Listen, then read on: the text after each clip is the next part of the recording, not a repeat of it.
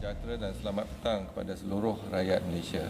Bersama dengan saya petang ini adalah Datuk Dr. Chong Chi Kiong, Dr. Nohayati Rosli, Dr. Hisham Shah dan Datuk Dr. Nohizan.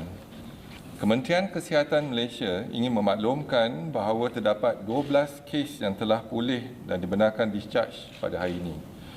Jumlah kumulatif kes yang telah pulih sepenuhnya daripada jangkitan COVID-19 dan telah discharge pada ward adalah sebanyak 8,538 kes, iaitu bersamaan dengan 97.7% daripada jumlah keseluruhan kes.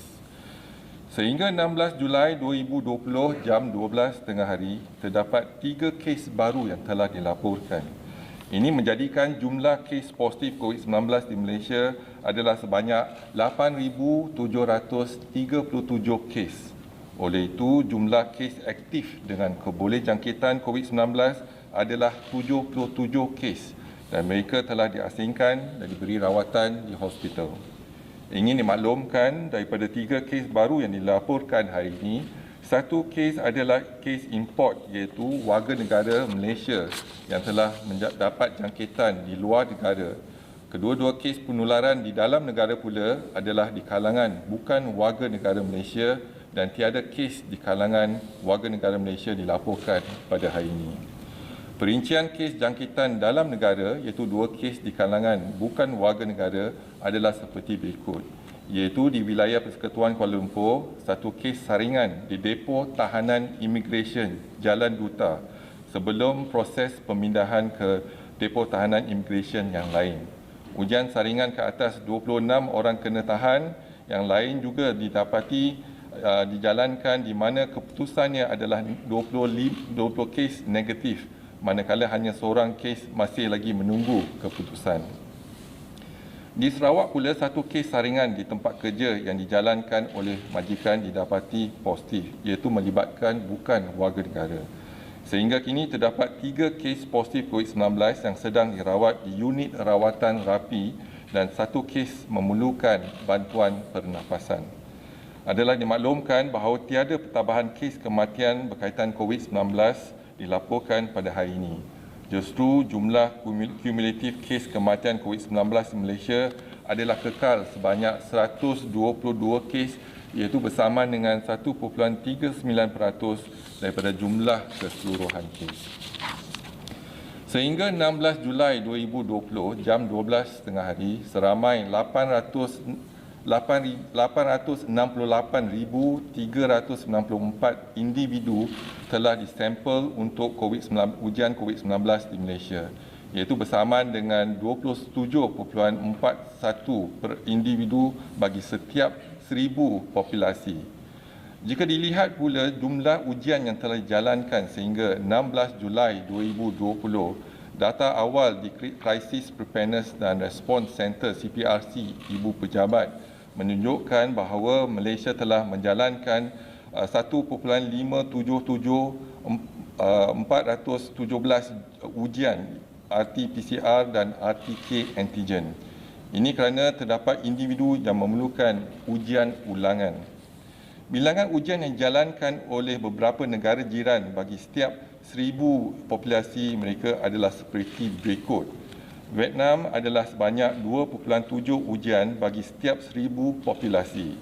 Jepun adalah sebanyak 4.1 ujian bagi setiap 1,000 populasi. Korea Selatan adalah sebanyak 26.29 ujian bagi setiap 1,000 populasi. Singapura adalah sebanyak 79.83 ujian bagi setiap 1,000 populasi. Australia adalah sebanyak 114.15 ujian bagi setiap 1,000 populasi dan New Zealand adalah sebanyak 87.54 ujian bagi setiap populasi. Negara kita ialah 27.14 ujian bagi setiap populasi. Bilangan ujian di negara kita adalah standing dengan negara Korea Selatan, walaupun kapasiti makmal untuk pensampelan di Malaysia sudah bertambah sehingga 37,000 sampel sehari. Namun kadar positif adalah hanya 1.05%. Ini bermakna hampir 99% ujian COVID-19 yang telah dijalankan adalah negatif. Muftakhir ini, kes harian COVID-19 di Malaysia adalah rendah. Namun demikian, bagi memastikan kes-kes COVID-19 di dalam komuniti terus dipantau, Kementerian Kesihatan telah mempergiatkan aktiviti surveillance. Sehingga 16 Julai 2020, secara kumulatif, Kementerian telah melaporkan sebanyak 129 kes COVID-19 yang dikesan melalui aktiviti surveillance klinikal, iaitu yang pertama, pensampelan influenza-like illness. 15 kes positif COVID-19 daripada sejumlah 3,174 sampel, iaitu kadar positif adalah 0.47%. Yang kedua ialah pensampelan severe acute respiratory infection, iaitu kes SARI. 85 kes positif COVID-19 daripada sejumlah 21,544 sampel telah dijalankan, iaitu kadar positif adalah 0.39%. Yang ketiga, persampelan pra-pembedahan ataupun sebelum pembedahan, 29 kes positif COVID-19 daripada sejumlah 66,081 sampel telah dijalankan, iaitu kadar positif adalah 0.04%. Rapid test kit antigen mempunyai kelebihan mengesan jangkitan COVID-19 dalam jumlah yang besar dan dalam waktu yang singkat. Kelebihan ini telah dikenal pasti dapat dimanfaatkan dengan menggunakan ujian COVID-19 RTK antigen untuk yang pertama, saringan penggembara yang pulang di pintu masuk antarabangsa, terutamanya di pintu masuk antarabangsa yang selalu menerima jumlah penggembara yang tinggi, misalnya Lamparan Terbang Kuala Lumpur. Yang kedua ialah saringan pra-pembedahan, iaitu sebelum melaksanakan pembedahan, termasuk pembedahan kecemasan dan separa kecemasan. Yang ketiga ialah saringan bagi kes-kes BID ataupun brought-in death yang disyaki mempunyai jangkitan COVID-19. Jadi jenazah yang dibawa ke hospital di Jabatan Forensik akan disaring menggunakan RTK antigen. Dan yang keempat ialah saringan kes acute respiratory infection, iaitu SARI di klinik-klinik kesihatan Kementerian Kesihatan. Dan yang kelima, perluasan saringan bagi kumpulan sasar termasuk kawasan-kawasan di bawah Perintah Kawalan Pergerakan. Ujian COVID-19 RTK antigen mula digunakan oleh Kementerian Kesihatan sejak 6 Mei 2020, di mana kita telah memperolehi 200,000 RTK antigen. Kit ujian RTK antigen yang sedang digunakan ini telah melepasi penilaian teknikal Institut Pendidikan Perubatan. Malah penilaian semula teknikal yang dijalankan terhadap bekalan agihan yang terbaru menunjukkan peningkatan tahap sensitiviti daripada 84.4% yang telah pun kita laporkan sebelum ni kepada 90%, manakala tahap spesifiti kekal 100%. Sehingga 15 Julai 2020, 88,048 ujian RTK antigen telah dijalankan dan sebanyak 197 ujian dikesan positif COVID-19, iaitu kadar positif hanya 0.2%.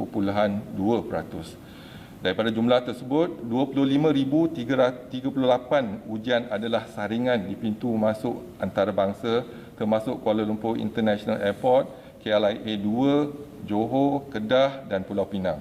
Dengan purata 357 orang disaring setiap hari dan kebanyakannya adalah di KLIA dan KLIA 2. Manakala bagi ujian RT-PCR pula, sejumlah 829,238 ujian telah dijalankan setakat ini. Terdapat insiden di mana pesakit dikatakan false negative. Ini adalah kerana ujian RTK antigen mempunyai sensitiviti sebanyak 90%. Ini bermakna daripada 100 orang yang disaring, mungkin terdapat keputusan false negatif bagi 10 orang, iaitu di antara mereka yang tidak ada gejala. Mereka yang ada gejala dikenal pasti sebagai PUI dan akan disaring dan juga diasingkan. Ia merupakan satu kekangan ujian kalau kita mendapati ada sensitiviti hanya 90%.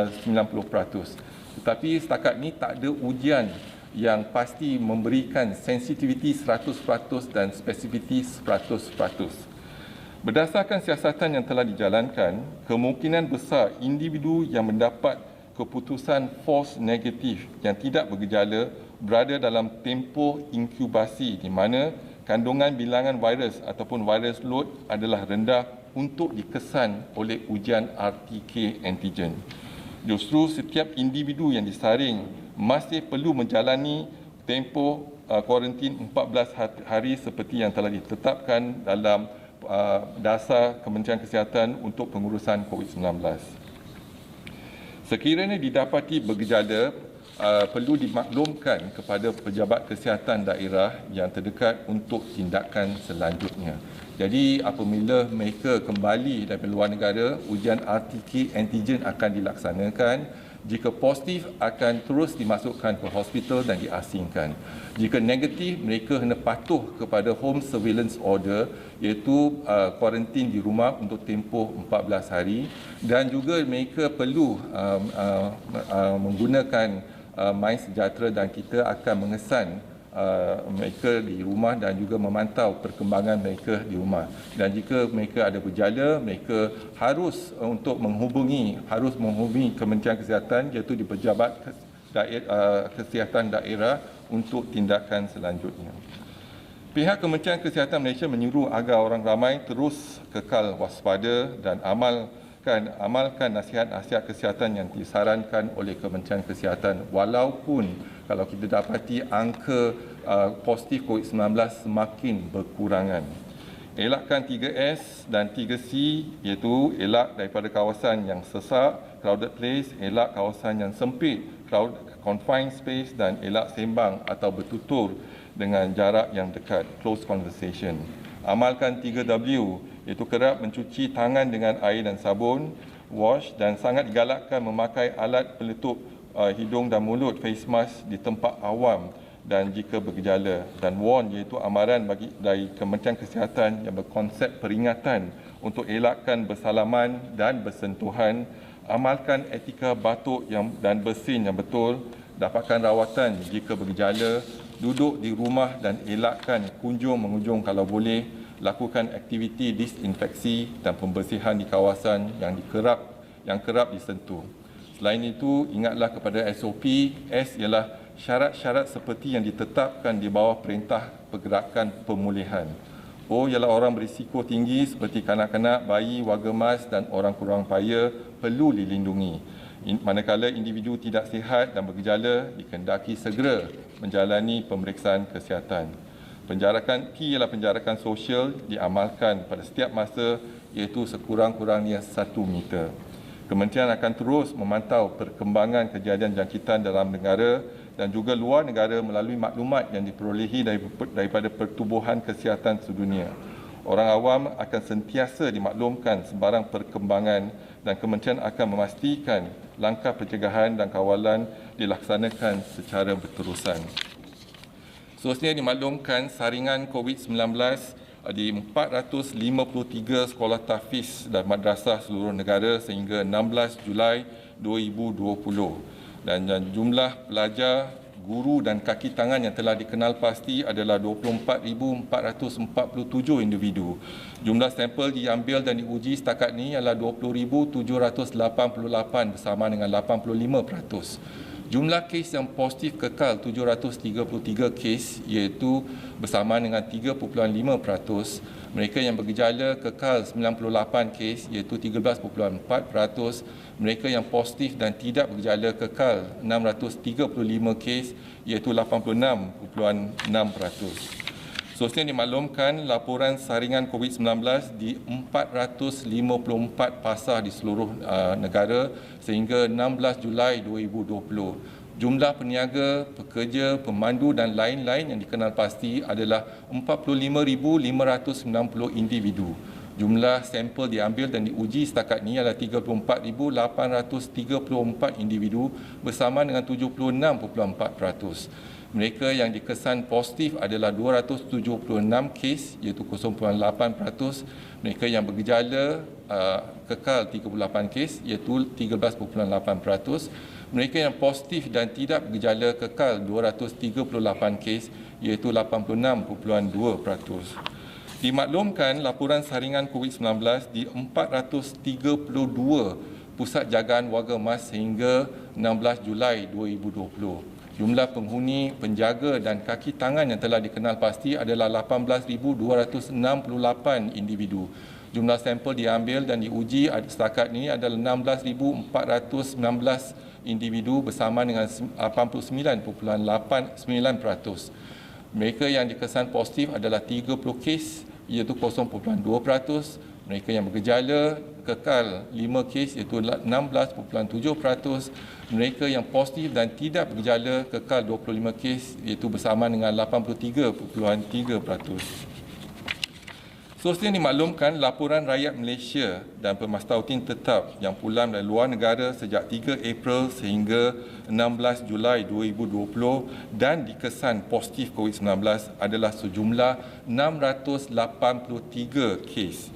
Pada hari ini ada pertambahan 1 kes, iaitu warga negara Malaysia yang pulang daripada negara Nigeria. Beliau adalah seorang jurutera yang bekerja di negara Nigeria.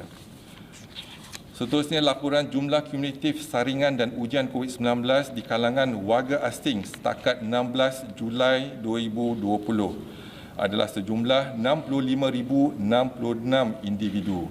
Daripada jumlah tersebut, jumlah kes positif dikesan adalah 2,605 kes dan didapati hanya 30 kes masih dirawat dan diasingkan di hospital dan 2 kes memerlukan rawatan di unit rawatan rapi. Jumlah kes kematian kekal 5 kes bersama dengan 0.2%. Dimaklumkan 4 kluster depo tahanan imigresen sehingga 16 Julai 2020. Kluster yang pertama, depo tahanan imigresen Bukit Jalil, individu yang disaring setakat ini kekal 1,661. Jumlah kes yang positif ialah 649, melibatkan 646 bukan warga negara. Kadar positif di depo tahanan Bukit Jalil adalah 39.1%. Yang kedua ialah depo tahanan imigresen Sepang, individu yang disaring setakat ini adalah 1,477 dan jumlah kes positif ialah 72, melibatkan kesemuanya bukan warga negara dan kadar positif jangkitan di depo tahanan imigresen Sepang ialah 4.9%. Manakala depo tahanan imigresen Semenyih dan depo tahanan sementara imigresen Putrajaya telah pun tamat tempoh pemantauan selama 28 hari. Dan dimaklumkan laporan kluster COVID-19 yang masih aktif di Malaysia sehingga 16 Julai 2020. Jadi pada hari ini tiada pertambahan kes baru pada 14 kluster yang masih aktif. Walau bagaimanapun ingin memaklumkan kluster yang baru iaitu kluster Mambung. Kementerian Kesihatan ingin memaklumkan sebuah kluster baru yang telah dikesan di sebuah syarikat di Mambung. Sehingga 16 Julai 2020 jam 12 tengah hari sebanyak 2 kes positif COVID-19 telah pun dilaporkan dalam kluster ini. Kluster ini telah dikenal pasti apabila terdapat kes kedua yang didapati positif COVID-19 semasa saringan di tempat kerja kepada kes indeks iaitu kes 8,732. Kes indeks ini telah mengalami gejala sejak 12 Julai 2020 dan dikesan positif COVID-19 pada 14 Julai 2020 di sebuah pusat perubatan. Susulan itu, siasatan dan aktiviti saringan kontak rapat telah dijalankan. Setakat ini, seramai 70 kes telah dikenal pasti dan disaring.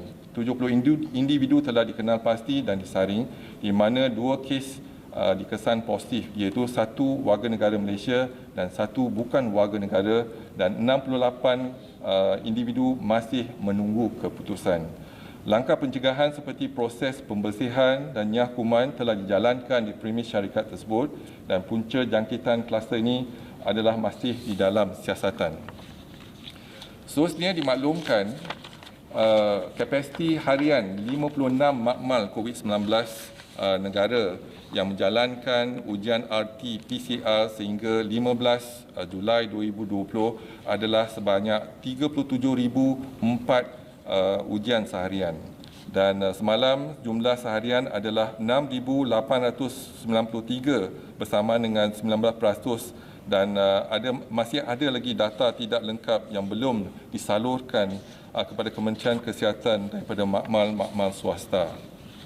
Seterusnya ingin dimaklumkan laporan jumlah kumulatif ujian COVID-19 kepada pesakit sebelum menjalani pembedahan di Hospital Kementerian Kesihatan, iaitu pre-op testing setakat 15 Julai 2020 adalah sejumlah 66,139 pesakit. Daripada jumlah tersebut, jumlah pesakit yang dikesan positif adalah 22 kes, iaitu bersama dengan 0.04%.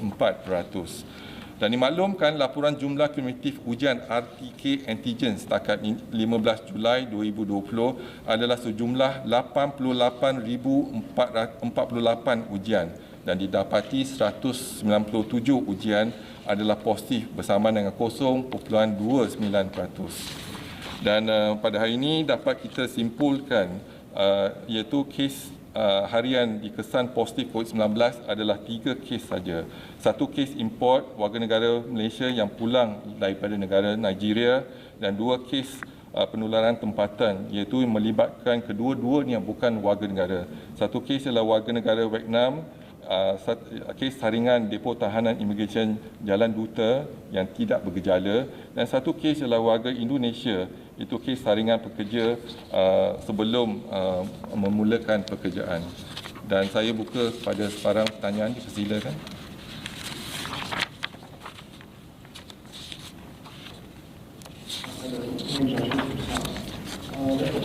Nearly May was reported that there was a sudden emergence of 13 new COVID-19 patients under investigations in the city. Are there any updates on this?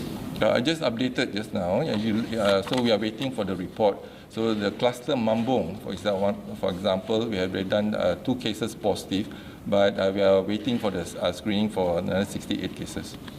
Another question is, how much has MOH spent for the battle against COVID-19 from the start? I think the government has spent a substantial amount looking into to prepare the whole the fight against COVID-19, but we do not have a ballpark figure at the moment. But certainly it's not a small amount. But if we can calculate even for the test, for example, if we were to charge one RT-PCR 150 ringgit, you can see that amount. But we also have been given a large quantity of money to finance funds to buy ventilators and etc. So there's a allocation to our Ministry of Health, and I will give you the details breakdown of the amount in time to come.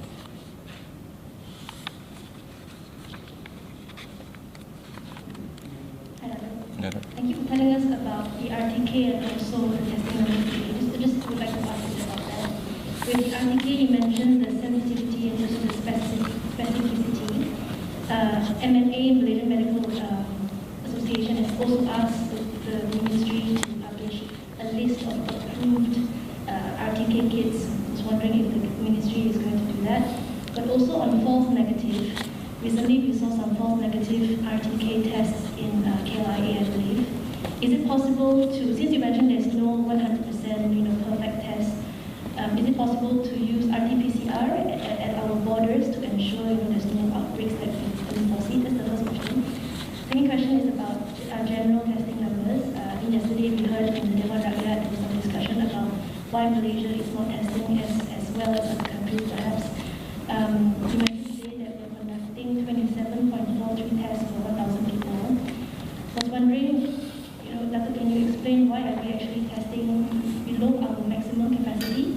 Today only 19%, out of the 37,004 tests. Wondering if you can explain that so people can understand. And maybe those two questions first. All right, thank you very much. First, with regards to the MMA, Ministry of Health will engage with the MMA and inform the companies, the list of companies that actually engage, because we do not promote the companies.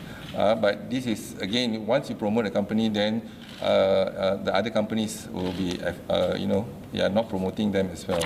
So to be transparent, we will engage with them. But we have listed down in terms of the sensitivity of the RTK antigen.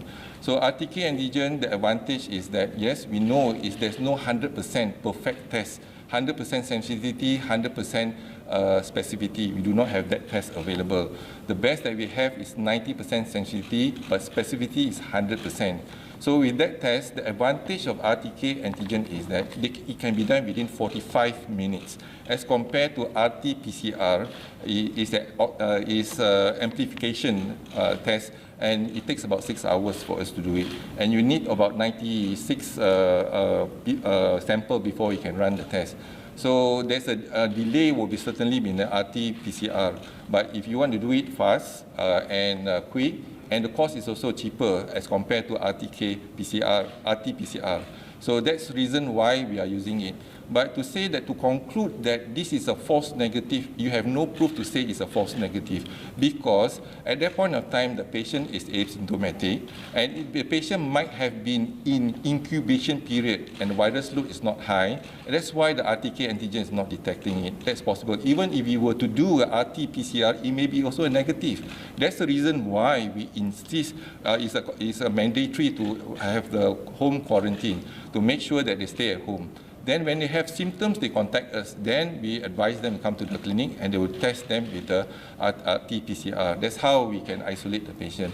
And obviously, there's a risk that for us to have a home surveillance. If they do not comply to the SOP in terms of social distancing with the family members, stay in the room, and etc., definitely they can infect the family members. But we, have advised the family members, make sure that you keep a distance at least for 2 weeks. Put on a mask at home, even at home. Make sure those being quarantined stay in the room. So these are some of the initiatives have been done. So far, I think we have put more than 10,000 Malaysian returnees at home, and the case of positive is only one case that we have been identified in Malacca. So I think the home surveillance order is still valid, and in terms of the testing of RTK antigen, 90% is considered very good. As compared to before, when we started, we even have 30%, 40%, 50% tests from certain RTK antigen. So we refused if 50% is not good enough.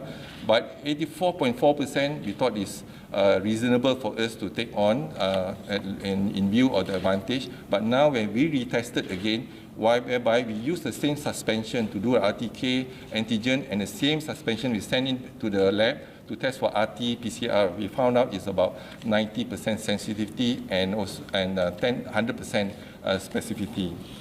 Second, with regards to the testing, visibility of testing, now when the cases are less now, so those coming to the hospital for testing is also less. So now we have to increase our surveillance in terms of ILI cases, SARI cases. All our hospital will test for SARI cases.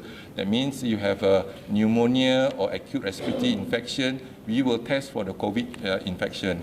And also symptoms like running nose, etc., ILI symptoms, we will also test in our 26 of our Sentinel clinic. Now we will increase the Sentinel clinic to further to test more in the population, those who are symptomatic. Those asymptomatic, for example, like a pre-operative for before surgery, whether it's emergency, semi-emergency or elective surgery, we have been routinely testing for COVID-19 for them. And this is actually reflect the population in terms of those who are coming for surgery. So again, the detection rate from ILI, SARI, and even pre-op cases is very low, less than 0.1% or 0.2%. So which means now, maybe we have tested the virus is well controlled in the population. If the virus is not well controlled in the population, we see more patients in our ward and ICU. Today, our ward and ICU, we only have 77 cases of which 2 cases need ventilation in the ICU, for example. So we are seeing a reduced number. So when we see a reduced number, that means we are able to control the infection, although we have opened up all sectors, economic sector, social sectors, and the education sector. But we do not see a surge in the cases. That's the balance that we want to achieve now. Now, if we have achieved the balance, we will increase the surveillance, we will increase the screening for the targeted group. Now, targeted group, we have 11 targeted group now, we will increase further. And we will do random sampling in certain community to look into to detect the virus, as well as to look into the immunity response of the community, whether there's already a exposure to the virus. So far, all the studies that we've done shows that the percentage of the infected cases in the community is still very low. That's the reason why when it's very low, I think now we need to re-look back again, take a few steps back, re-strategize and plan in terms of to target the community, the high-risk community. So that's one, target the high-risk community. Second is protect the elderly, for example, old folks home, we continue to do the screening. And in the high-risk area, also we continue, the marketplace and etc., we continue to do the screening. So this is it is a surveillance that we have put in place for us to continue to screen and test our population, very targeted locality as well as a high-risk group. Thank you. Just continuing with 2 more questions. On the Sarawak case today, to clarify, with the Mambung cluster, the second case, the one case from Sarawak today, is that part of the Mambung cluster? Just wanted to clarify that. Yes, sir. And also on the North Purut cluster that we found recently, although you mentioned that the home quarantine, that has been working, but since we have a cluster coming from different countries, will the ministry, or is the ministry studying maybe going back to compulsory quarantine in a hotel or in different centers? And last one is whether the ministry has found the cause of death for the Indian national who died in the Bukit Jalil Detention Center. Thank you. All right, thank you very much. So I answer your second question first. With regards to Malaysian returnees coming back, so the policy now, if they can do RTK test or COVID testing before departure, 3 days before departure, that's the best, because at least we know they are negative before they board the plane. So otherwise, we have to screen the whole plane screen the passengers next to them, or even the whole plane. So that's one. So and upon arrival, and if there's a high risk area, for example, we will look into it. If the test is more than 3 days, we will repeat the test in KLIA, for example. So we are using the RTK antigen. If symptomatic, then straight away we isolate them and admit them to the hospital. Asymptomatic, we still have the mandatory quarantine. The only thing is that mandatory quarantine in the hotel or at home. So there's option that is actually now we are doing it at home. Now we are really looking into the possibility of quarantine in our quarantine center or even hotel for those who have do not have a proper conducive environment at home to quarantine. So I think we are looking into it. And for those coming back from high risk area, can we consider them in quarantine center or even hotel? So we are looking into that. But more importantly, before they come back, they have to do the test before they board the plane. And if needed be, we will repeat the test in the KLIA upon arrival. So that's the plan for the Novorat. And the second is that when you look into the cause of death for the detainee in Bukit Depo Tahanan Immigration, Bukit Jalil, at the moment we only know that there's actually consolidation findings in the lungs. That's it.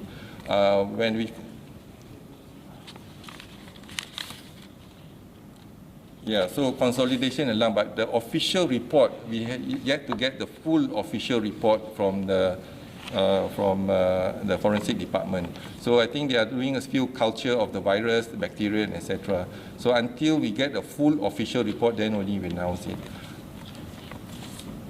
And then the Sarawak case, yes, we have identified one is actually a foreigner.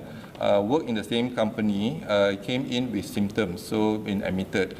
Then we screen. There's one of the co-worker, exposed to the foreigner, also positive. Now we have screened the whole community, and then hopefully we'll wait for the results.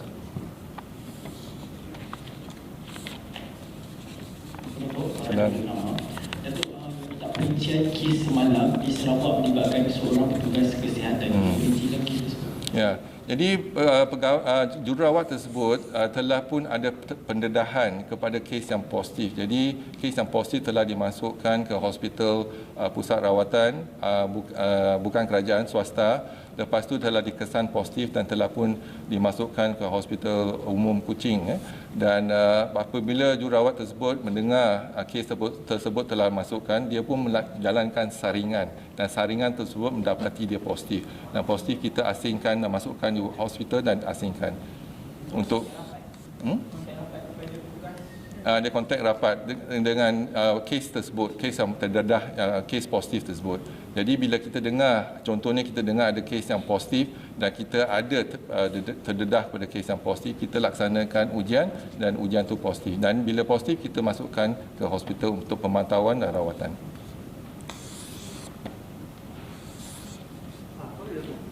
About the Sarawak cases, Mamung is different from Miri, right? Have you not detected anything in Miri? Because Miri. No.